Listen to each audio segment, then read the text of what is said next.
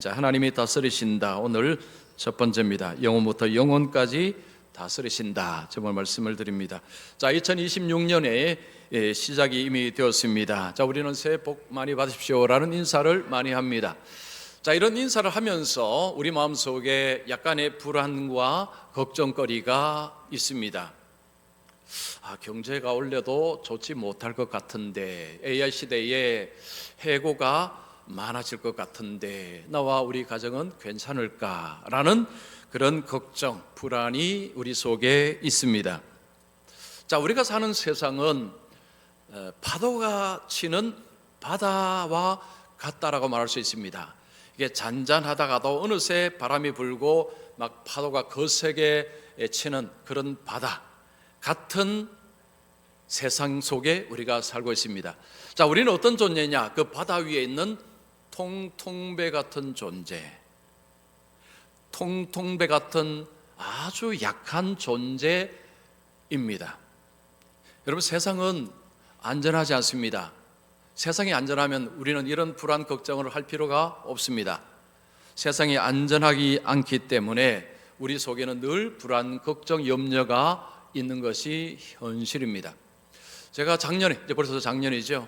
올 한 해 첫 달에 무슨 말씀을 드리면 우리 성도님들께 힘이 될까라고 생각을 하다가 이 제목을 잡았습니다. 하나님이 다스리신다.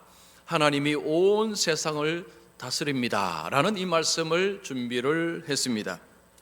자, 하나님은요, 온 세상을 다스리시는 왕이십니다. 자, 오늘 시편 93편은 하나님은 영원부터 영원까지 다스리시는 왕이시다라고 우리에게 선포를 합니다. 우리가 이 말씀을 가만히 묵상을 하면 여러분, 우리의 마음속에 큰 힘이 됩니다. 하나님이 다스리신다. 내가 믿는 하나님이 온 세상을 다스리신다. 이것은 우리에게 엄청난 힘이 되는 말씀입니다. 이런 말씀을 끝까지 한번 잘 들어보셔서 큰 힘이 되었으면 좋겠습니다. 자, 첫 번째입니다. 하나님은 능력으로 세상을 다스리신다. 시편 93편을 열면서 시편 기자는 하나님이 다스리신다라고 선포하며 나갑니다. 하나님이 다스리신다. 하나님이 세상을 다스리십니다. 라고 선포합니다. 이것은 이 시편 개인의 주관적인 견해가 아닙니다. 성경 전체가 말씀하는 것입니다. 성경 전체가 하나님은 온 세상의 왕이십니다. 하나님은 온 세상을 다스리십니다. 라고 주장을 합니다. 요한계시록에도 이런 말씀이 있습니다. 할렐루야, 주 우리 하나님 곧 전능하신 이가 통치하시도다. 성경 끝이 요한계시록입니다. 요한계시록에 하나님이 온 세상을 통치하십니다. 라고 말씀하고 있습니다. 성경은 우리에게 하나님이 왕이십니다. 하나님이 온 우주를 다스리시는 왕이십니다. 라고 선포하고 있습니다.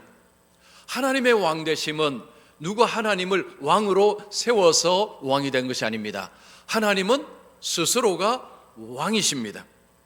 스스로 권위를 입으셨도다. 스스로 권위를 입으셨다는 것은 누가 하나님을 왕으로 떠밀어서 왕이 된 것이 아니라 하나님 스스로가 왕이시기에 왕의 자리에 앉으셨다는 것입니다. 여호와께서 능력의 옷을 입으시며 띠를 띠셨으므로, 자, 하나님은 왕이신데 어떤 왕이시냐? 능력의 옷을 입고 있는 왕이시다. 이건 무슨 의미일까요? 보통 왕은 왕복이 있습니다. 휘황찬란한 왕복이 있습니다. 왕복을 입고서 권위를 내세웁니다. 보통 사람들은 왕의 얼굴을 잘 모릅니다. 그러나 왕복을 입고 있으면 저분이 왕이구나, 그 앞에 고개를 조아립니다. 세상의 왕은 왕복을 입습니다. 그러나 하나님께는 그런 왕복이 필요 없습니다. 하나님의 옷은 능력의 옷이라는 것입니다. 하나님은 능력의 옷을 입으시고 하나님은 세상을 통치하십니다. 자, 하나님이 세상을 통치하시니 세상이 질서가 잡혀 있습니다. 세계도 견고히 서서 흔들리지 아니하는도다. 이 세상이 만물이 질서 잡히고 흔들리지 아니하는 이유가 뭐냐? 하나님이 능력으로 통치하시기 때문에 라는 말씀입니다. 하나님은 추상적이고 관념적인 하나님이 아니십니다.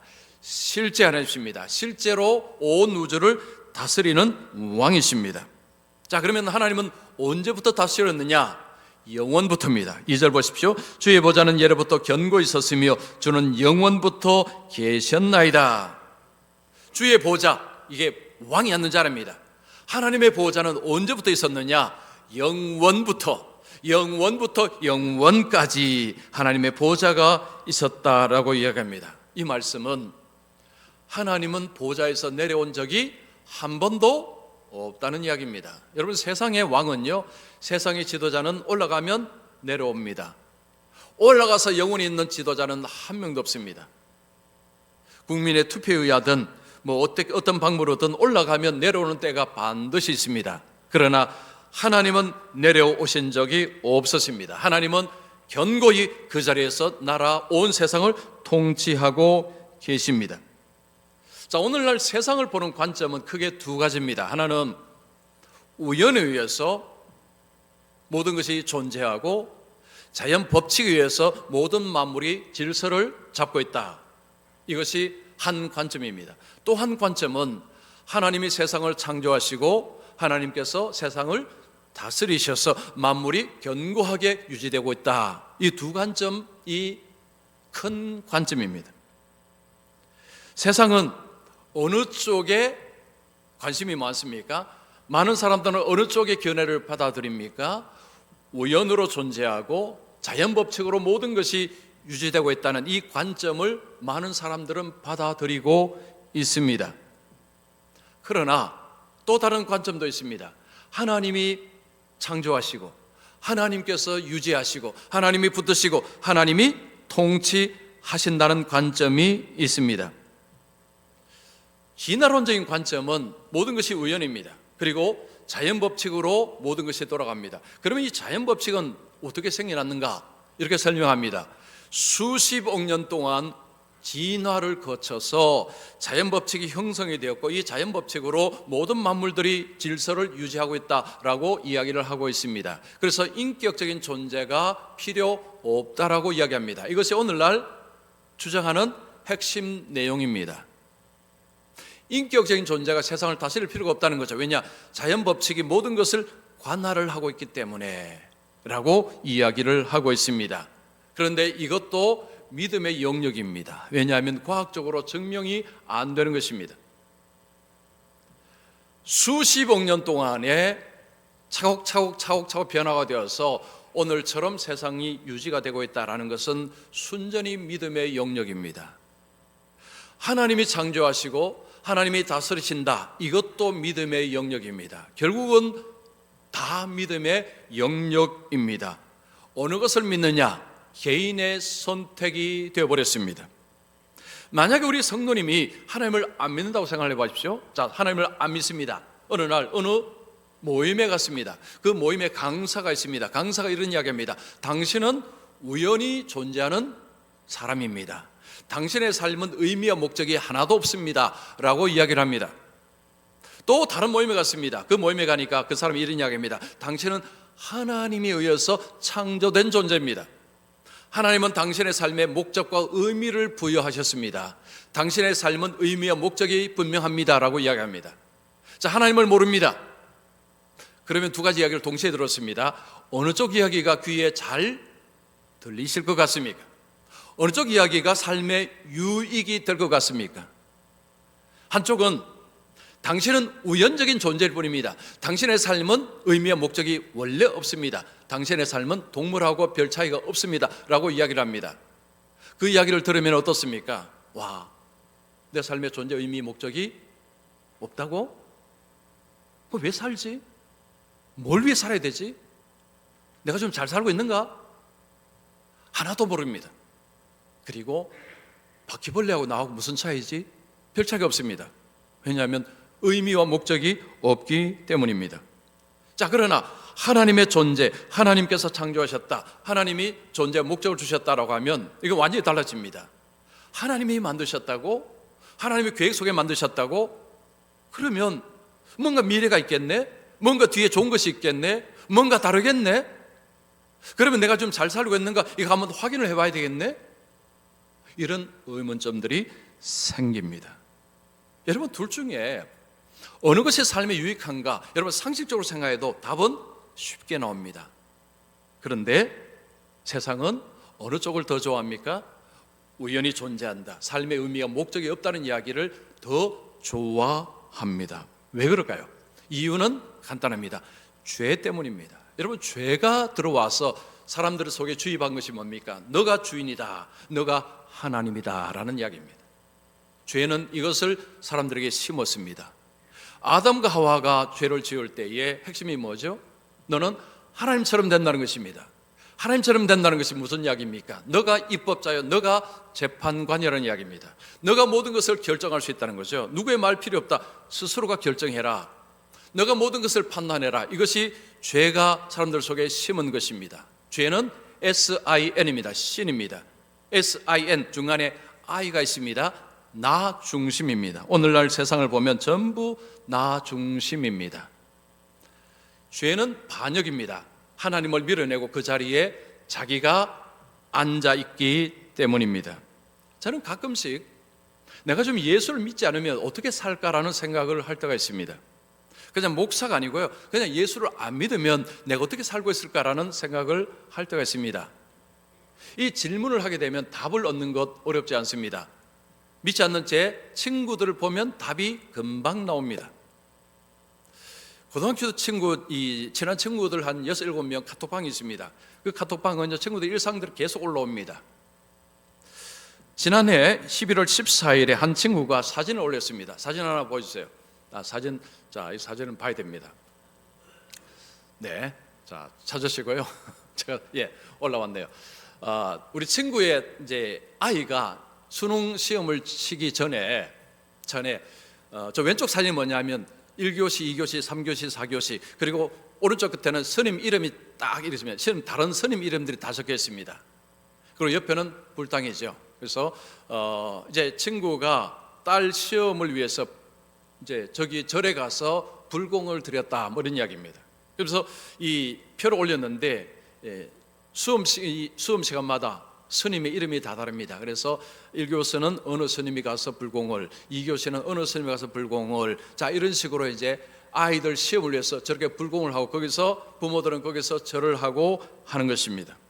자, 이것을 올리자 다른 친구가요, 이런 댓글을 달았습니다. 부모의 마음이 부처님의 마음이니 소원 성취 비나이다. 제가 이걸 보면서 나도 예수 안 믿으면 내가 절에 가든지 아니면 절에 안 가면 이런 댓글을 달든지 나도 이렇게 살겠구나라고 생각을 했습니다. 예수 안 믿는다 다 절에 가는 건 아닙니다. 예수 안 믿는다 다 절에 가서 뭐 불공하고 그렇지는 않습니다. 그런데요, 사람은 다 똑같습니다. 적극적으로 어느 종교를 찾아가는 사람이 있지만 소극적으로 비는 사람도 많습니다. 이제 12월 31일 가면 저 해돋는데 가서 막 빌죠. 이런 분 중에 제일 안 가는 사람도 많습니다. 거기 가서 빌고 있는 거죠. 또 타로점에 가기도 하고. 사람은 별 수 없습니다. 급하고 힘든 일이 벌어지면 뭔가를 찾아가게 되어 있습니다. 사람은 동물과 다릅니다. 왜 다를까요? Why? 왜라는 질문을 하는 존재가 사람입니다. 동물은 why라는 질문을 하지 않습니다. 여러분, 바퀴벌레가 why 하겠습니까? 사자가 why 하겠습니까? 사람만 why, 왜 내게 이런 일이 일어나지? 왜 나만? 여러분, 사람만 하는 질문입니다. 어떤 일을 겪을 때 왜 내게, 왜 나에게? 이런 질문을 사람들은 본능적으로 던집니다. 그래서 종교를 찾는 것입니다. 과학은 이 why라는 질문에 답을 줄 수가 없습니다. 왜 종교가 그렇게 많으냐? 여러 가지 설명할 수 있지만 핵심은 그겁니다. 이 why, 왜라는 것에 대해 답을 주는 존재가 종교라는 거죠. 그래서 사람들이 종교를 그렇게 찾는 것입니다. 보통 사람들이 이런 말합니다. 종교는 다 똑같아, 다 똑같아 라고 이야기합니다. 여러분, 종교가 다 똑같을까요? 종교 중에 오직 하나만 옳습니다. 나머지는 전부 잘못되었습니다. 이런 이야기하면요, 에이 목사님 그것도 너무 심하시네 하죠. 사실입니다. 여러분, 이게 사실입니다. 존 레녹스라는 사람이 유대교, 이슬람교, 기독교로 차이를 이야기했습니다. 유대교는요, 예수님의 부활을 부인합니다. 이슬람교는요, 예수님의 죽음과 부활을 다 부인합니다. 기독교는요, 예수님의 죽음과 부활을 다 인정합니다. 어째 똑같습니까? 사람들은 종교는 다 똑같다, 겉모습만 보고 이야기했지만 사실 들어가 보면요, 주장이 완전히 다릅니다. 그러면요, 결국은 세상에 종교가 많죠. 참 종교는 딱 하나밖에 없습니다. 이게 뭐죠? 이게 뭡니까 이거? 여러분, 참 종교는 오직 하나밖에 없어요. 이것도 옳고 저것도 옳고, 이건 원천적으로 불가능한 것입니다. 왜 기독교는 진짜인가라는 책이 있습니다. 이 책이요, 제 책 제목이 너무 좋아서 제가 이제 그 책을 제목 보고 그냥 봐서 사서 읽었는데, 이 책에 그런 이야기 있었습니다.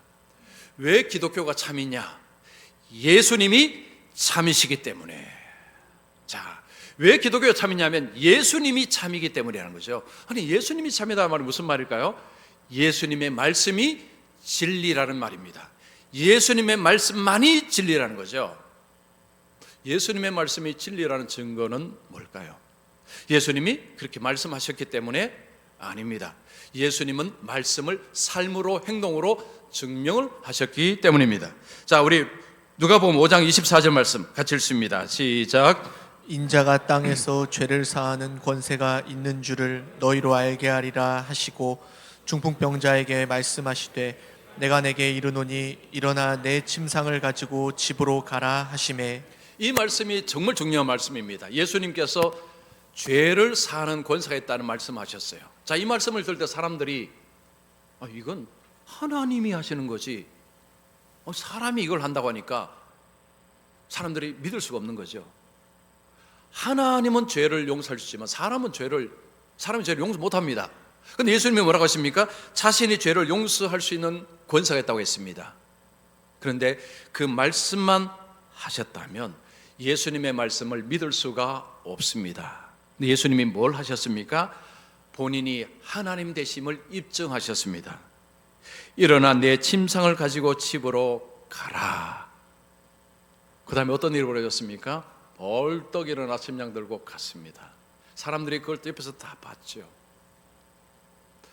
왜 예수님의 말씀이 참이냐? 왜 예수님 말씀이 진리냐? 말씀이 참이라는 것을 삶으로 입증하셨기 때문입니다. 여러분, 다른 종교에는 이런 게 없습니다. 이런 식의 주장이 없다는 거죠. 여러분, 성경에서 예수님의 말씀과 행위와 다른 종교하고는 근본적으로 다릅니다.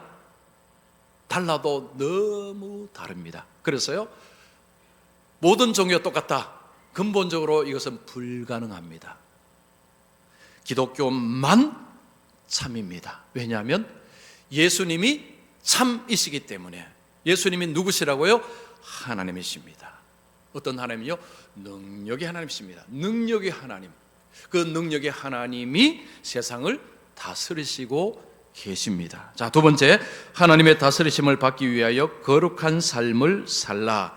1, 2절에서 시인은 하나님은 영원부터 영원까지 세상을 다스리십니다 라고 선포를 합니다.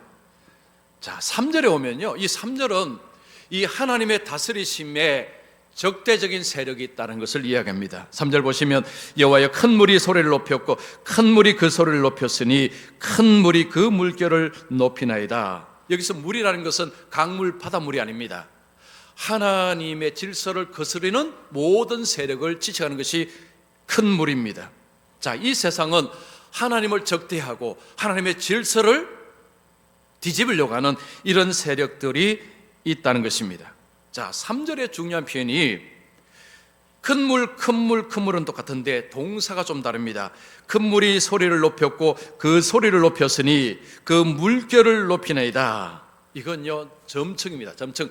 점점 더 세지는 것입니다.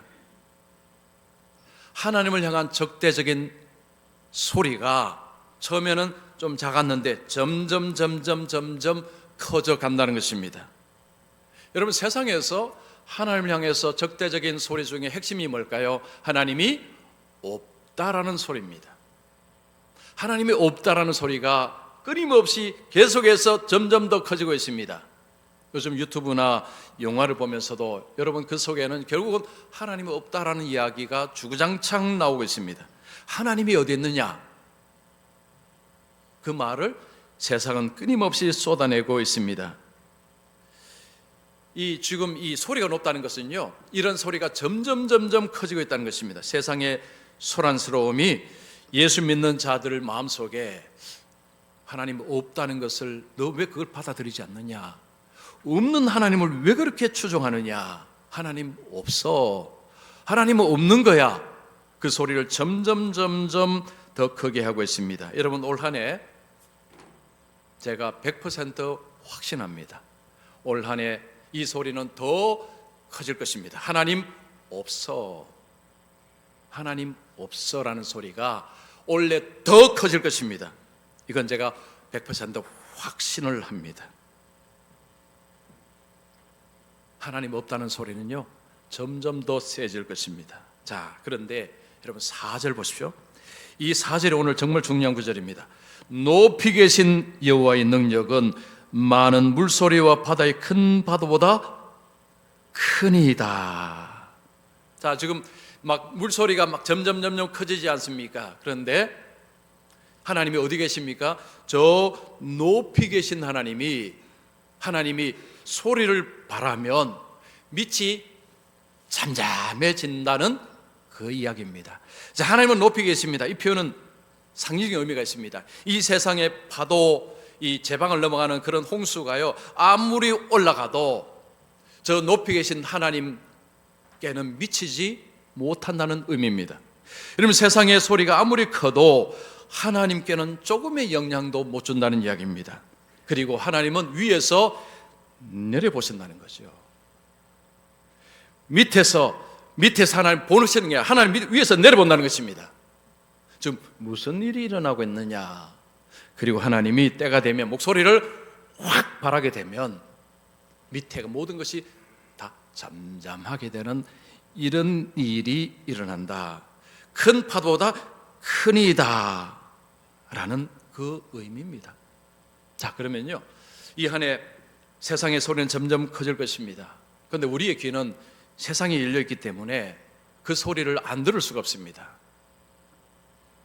뭐 예수 믿는다고 해서 뭐 삶이 달라지나, 예수 믿는다고 해서 자녀가 갑자기 서울대 가나, 돈이 있어야 되지, 자녀가 좋은 데 가야 되지, 이런 소리는 끊임없이 들립니다. 그 결론이 뭘까요? 하나님 믿을 가치가 없다는 이야기입니다. 그 이야기를 끊임없이 쏟아낼 것입니다. 우리가 그런 소리를 자꾸 듣게 되면, 사람이 자꾸 들으면요, 잘 들립니다. 그게 참이라고 들립니다.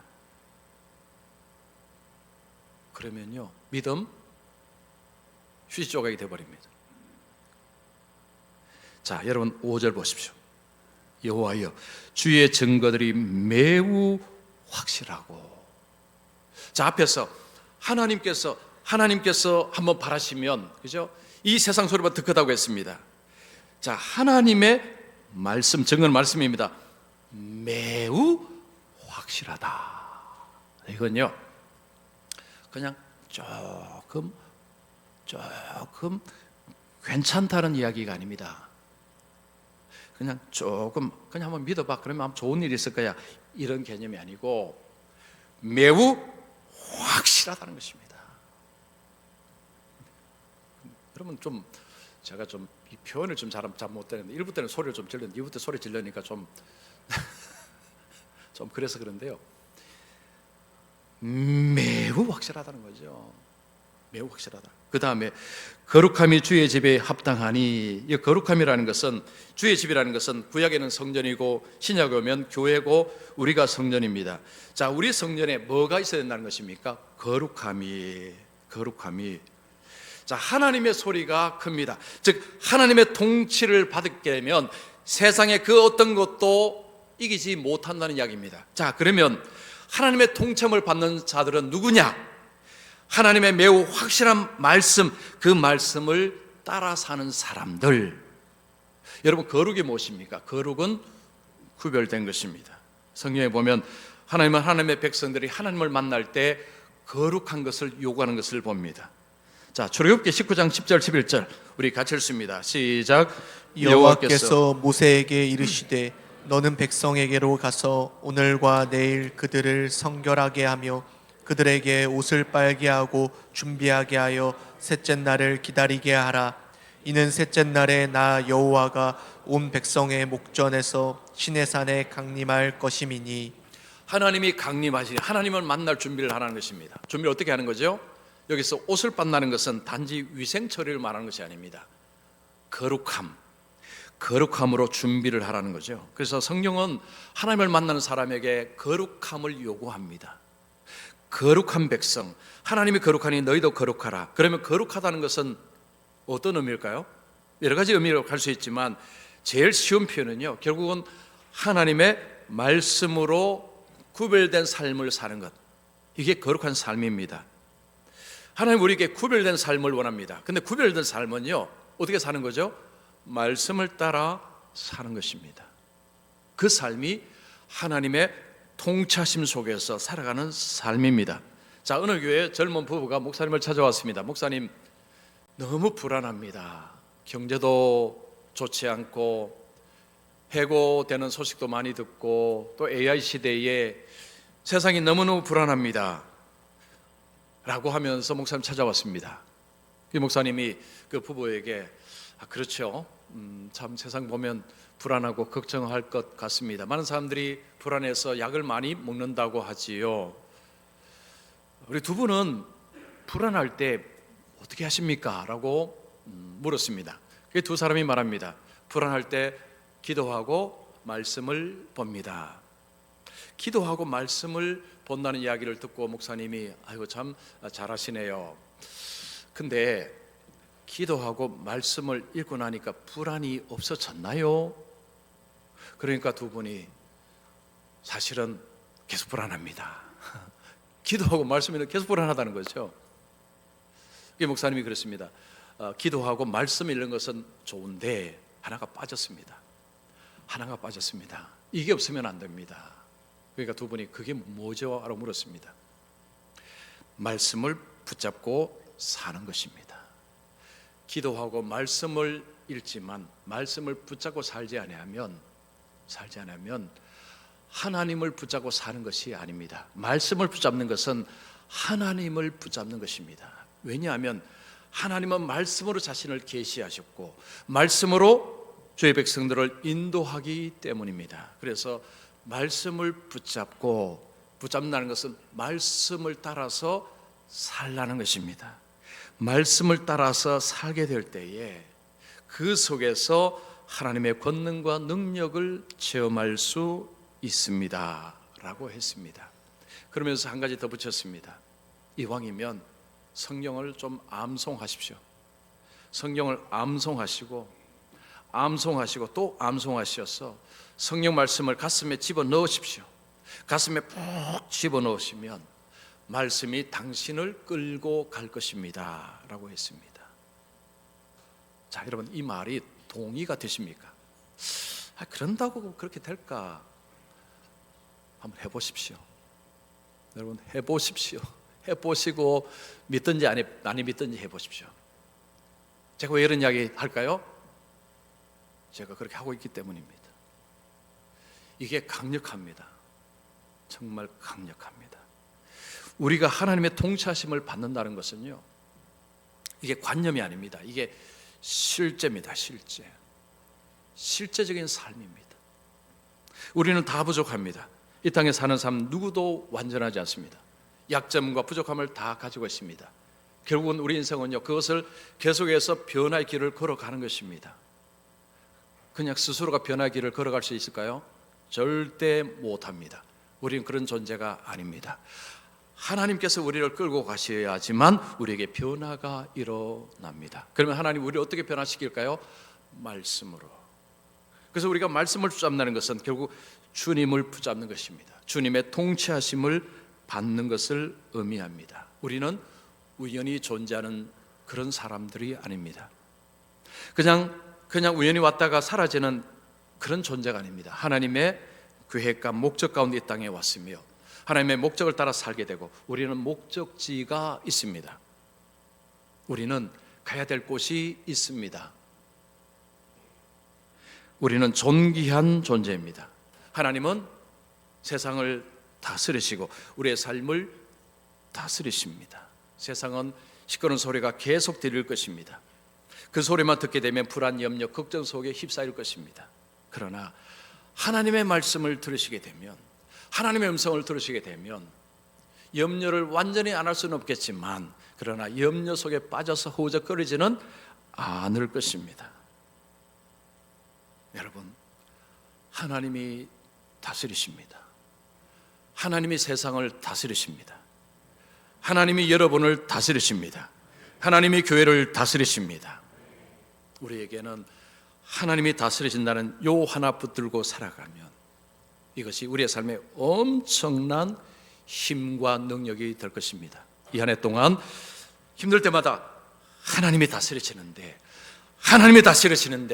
라고 자기 입으로 이야기하시면서 우리 하나님의 능력 가운데 살아가는 우리 모두가 되시기를 축원합니다.